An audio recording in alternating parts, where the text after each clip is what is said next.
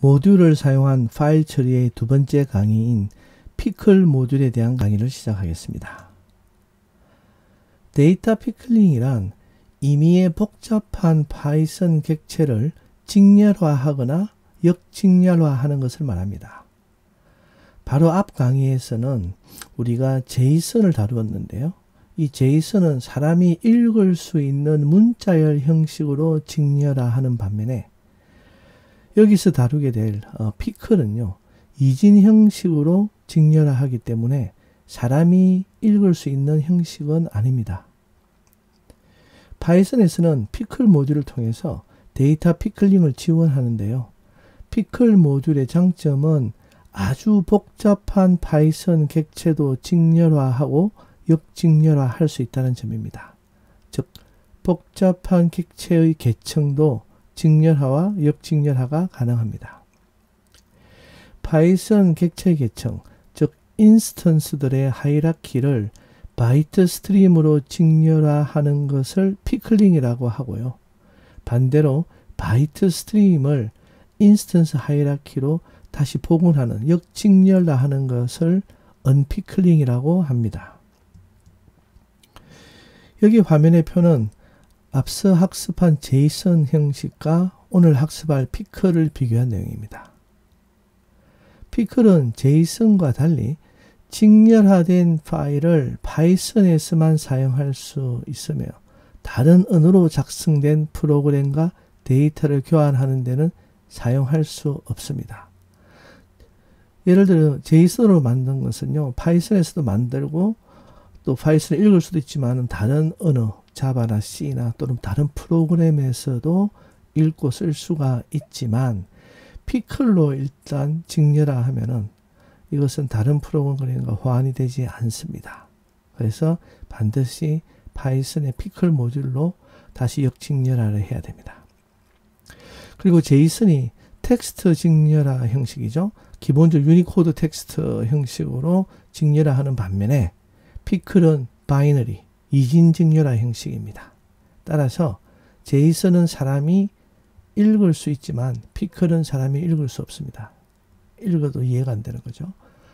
하지만 제이슨은 파이썬 내장 자료형만 표현할 수 있고 사용자 정의 클래스를 표현할 수 없는 반면에 피클은 거의 모든 파이썬 타입을 표현할 수 있다는 장점이 있습니다.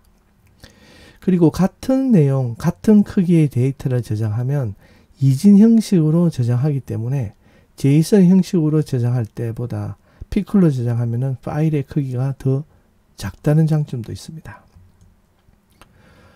물론 이제 피클링을 하면 장점도 있지만 단점도 있겠죠.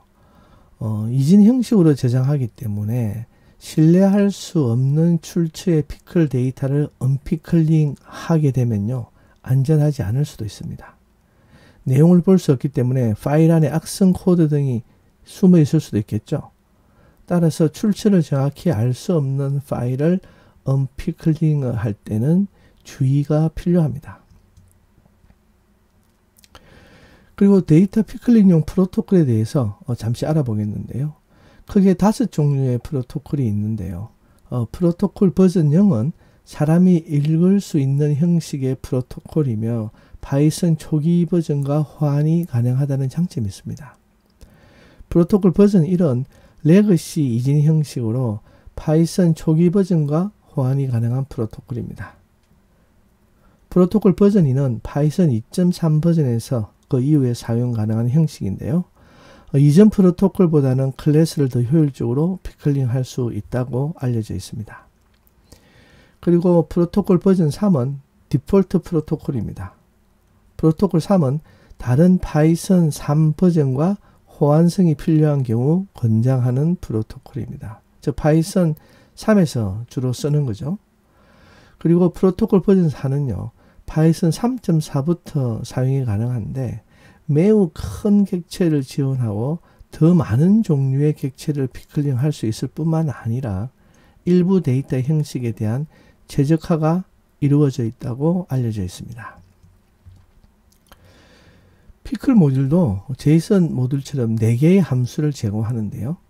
이 함수들의 이름도 제이슨 모듈의 함수 이름과 같이 dumps, loads, dump, load입니다. 즉 단수와 복수로 되어 있죠. 여기 보면은 dumps, 복수로 한 dumps 함수는요. 전달 인자로 지정한 객체를 피클링한 후에 파일 객체로 쓰지 않고 바이트 객체로 반환을 해주는 함수입니다. 그리고 loads 함수는 역으로 바이트 객체로부터 피클링한 객체 하이라키를 읽어드린 후에 다시 재구성한 객체 하이라키를 반환합니다. 로즈 함수는 이제 피클의 프로토콜 버전이 무엇인지 자동으로 감지하는 기능이 탑재되어 있다고 합니다. 코드 예를 한번 잠시 보겠습니다. 먼저 피클 모듈을 쓰기 위해서 임포트 피클을 하고요. 여기 화면에 보이시는 두 번째 줄에 있는 코드를 보면은 리스트죠. 우리 앞서 제이슨에서도 사용했던 예제입니다. 리스트 안에는 정수, 그리고 문자열, 그 딕셔너리 이렇게 세 개의 값이 들어가 있고요. 이것을 변수 데이터에 할당을 했습니다. 그리고 나서 이제 우리가 이 데이터를 한번 출력을 해보면은 리스트로 출력이 되죠. 이것을 이제 피클 모듈의 dumps라는 함수를 통해서 이 데이터를 갖다가 이제 피클링을 하는 거죠. 그렇게 해서 변수 pkla가 이렇게 우리가 담았습니다. 그리고는 이제 이렇게 dumps가 반환한 값의 자료형을 이제 우리가 확인하기 위해서 타입을 보니까 어떻습니까? 바이트로 되어 있죠. 지금 이제는 이진 형식으로 저장이 된 겁니다. 제이슨과는 다릅니다. 제이슨 같은 경우는 어떻게 되어 있었습니까? 문자열로 되어 있었죠. 그렇기 때문에 사람이 읽을 수 있는데 여기서는 읽을 수가 없다. 내용을 출력해 보면 합니다. 이 내용을 출력해 보면요, 거의 우리가 읽을 수 없는 형식으로 저장이 되어 있죠. 그러면 다시 이것을 갖다가 역증렬화 시키기 위해서 loads해서 피클 데이터를 로딩을 해가지고 data2라는 변수에다가 할당을 했고요. 이 data2의 자료형을 보면은 이제는 바이트가 아니라 리스트로 복원이 되었습니다. 원래대로요. 출력을 한번 해보겠습니다. 리스트로 되어 있죠. 이런 과정을 거친다고 보시면 되겠습니다. 그리고 이제 나머지 두 개 함수, 복수가 아닌 단수형으로 되어 있는 dump와 load 함수에 대해서 잠시 알아보겠습니다. dump 함수는요, 전달 인자로 설정한 객체를 피클링한 후에 파일 객체로 덤핑을 합니다. 이 파일 객체는 주로 이진 파일로 저장할 때 사용을 하게 되고요. load 함수는 열려있는 파일 객체로부터 이제 피클링한 객체를 읽어온 후에 재구성한 객체 하이라키를 반환을 합니다. 다시 복원을 하는 거죠, 그대로. 이때 피클의 프로토콜 버전을 자동으로 감지할 수 있습니다. 이것도 이제 우리 코드 예를 한번 보겠는데요. 먼저 임포트를 해서 피클을 불러오고요. 그 다음에 이제 우리가 딕셔너리를 하나 만들었습니다. 이렇게 세 개의 값이 있는 키가 영어고 매핑 값이 한글로 되어 있죠. 이것도 우리가 제이슨 모듈에서도 사용했던 예입니다. 이것을 이제 오픈 함수를 통해서 파일을 쓸 건데요. 이렇게 쓰기 위해서 파일을 열 때 바이너리 파일 형식이기 때문에 피클은 반드시 이렇게 B를 붙여야 됩니다. 바이너리 형식이다. 그래서 write 모드의 바이너리다. 그래서 모드가 WB 이렇게 되어 있고요. 저장할 파일 이름을 설정을 합니다.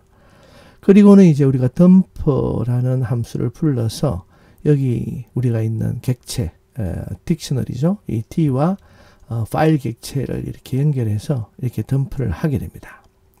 그렇게 하면 파일이 저장되고요.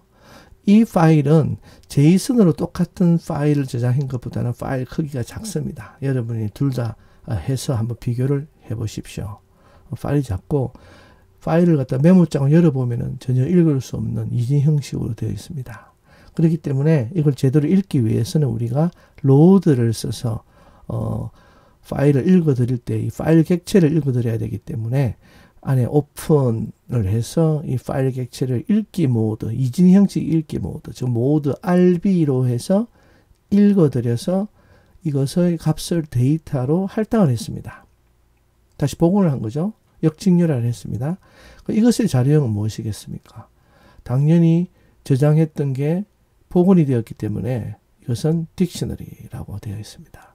출력을 하면은 값이 우리가 저장할 때 값 그대로 복원이 되었음을 알 수가 있습니다. 저는 개인적으로 제이슨과 피클을 자주 써요. 왜냐하면 자료형 그대로 저장을 할 수 있기 때문에 쓰는데 데이터 양이 많으면 이제 피클을 쓸 때도 있고요. 또 제이슨 같은 경우는 이제 다른 프로그램에서도 불러 쓸 수가 있기 때문에 완전히 파이썬에서만 처리하는 게 아니라면 제이슨 모듈로 쓰고, 하지만 내가 내부적으로 계속 쓰는 것들은 그냥 피클 모듈로 해서, 왜냐하면 내가 만들고 내가 쓰는 거기 때문에 이렇게 데이터 분석을 할 때 중간중간에 그 결과 값을 이렇게 피클로 저장을 했다가 다시 불러서 처리를 하곤 합니다.